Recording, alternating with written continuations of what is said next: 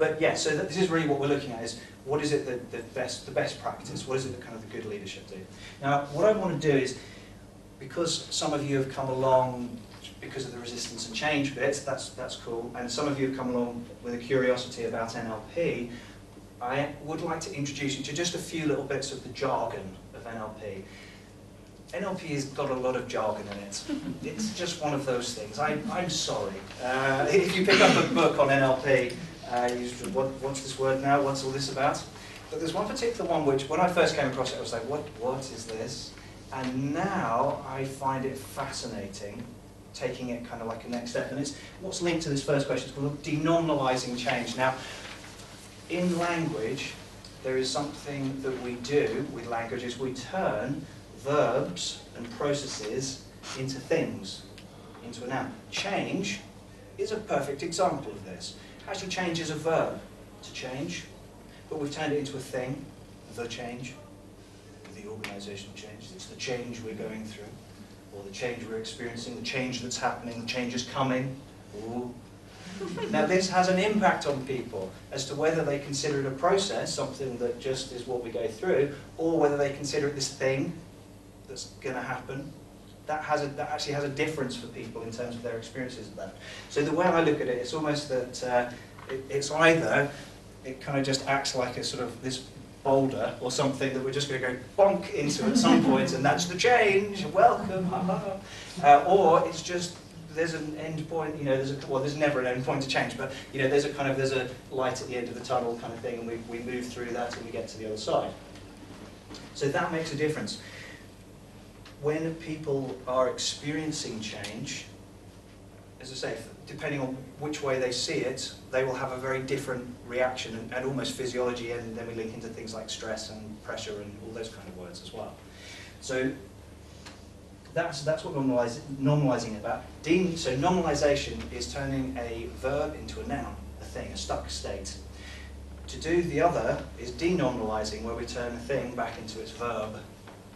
Now, I don't know how many of you are familiar with, let me get it right, Kurt Lewin talks about, with organisational change, about kind of going through an unfreezing of the organisation, then make the change and then refreeze. So what we have is denormalize the organisation. I know this is cheating a bit because obviously it was originally about language, but I'm turning this thing into process. We turn the organisation almost into process for a bit, make the change, and then we re-normalize it and turn it back into something. It's like we have to turn them into things. We like things. It's the only way our brain can cope with things. If everything was just flow and process, we'd be kind of like, it'd be like the kind of guru status of, you know, just at peace with oneself and going with the river and the stream, that kind of thing. So sometimes we have to stop and go, hang on a minute, I've got to make something. I've got to do something here. So yes, these are all good things. Remember the word resistance. Does that sound like a nominalization or not? Is it a verb that's been turned into a noun, or is it a tangible thing? What do you reckon?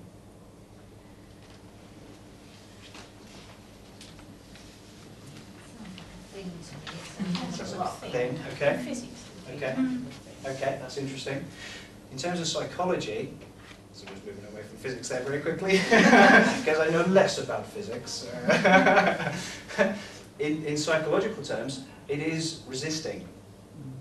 Resisting is a process. People will resist you for a while, and then we come out the other side. And maybe they'll resist to the point where they go, I don't like this anymore, and then they go off. That's possible.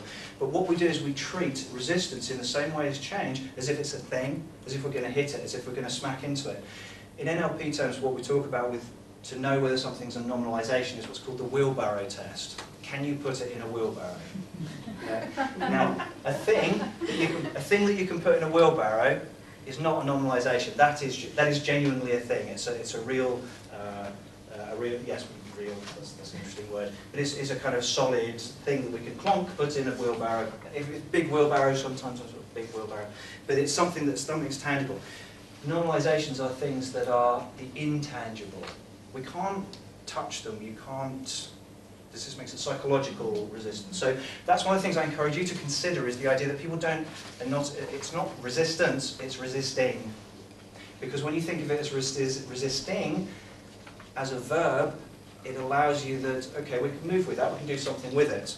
We can kind of bring people on board as we go along through the change, or through our changing. So just hold that in mind. If somebody thinks of change as a thing, what impact do you think it might have on them? If they treat it as a kind of this kind of plonk that we're going to bonk into. It's very worrying. Yeah, sure.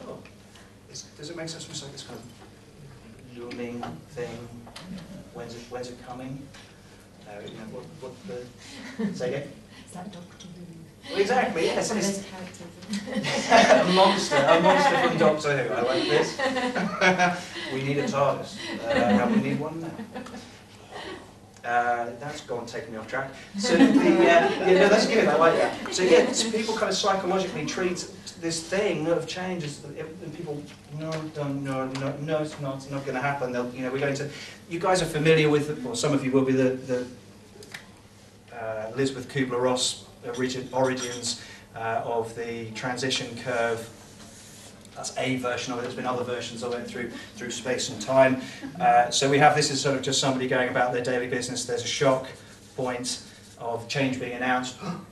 Then there's denial. No. Either no, it won't happen, or no, it'll be fine, or no, it's rubbish. I'll just do the old way.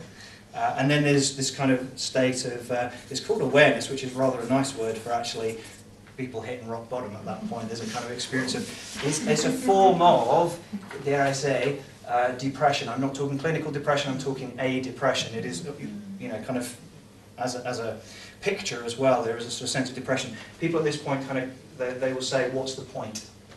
What's the point in ... That is somebody who is in a state of depression when you hear that kind of language from them a lot. And as I say, I'm not talking clinical, I'm just talking day-to-day type experience. Some people can get kind of stuck around there. Then there's the sort of really the, I'm just going to use the word learning, just to bring those ones all together. Then there's the learning process as we come out the other side. That's meant to be an L. And it's interesting with our placement programs, if you have quite a few people in the room and they're all at different places, and you Yes. have to manage that.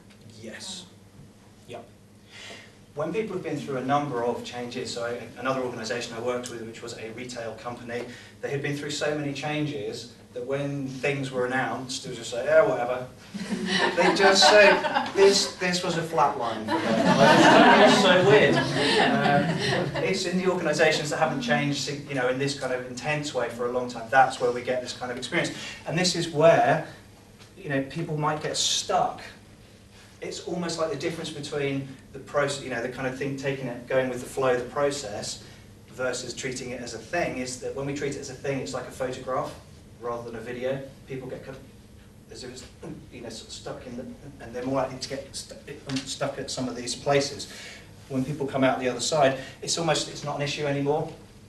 So they've gone back into process, which is, yes, we're just kind of carrying on with business as we go. Because it's no longer an issue for me, I've come to terms with it, and off we go.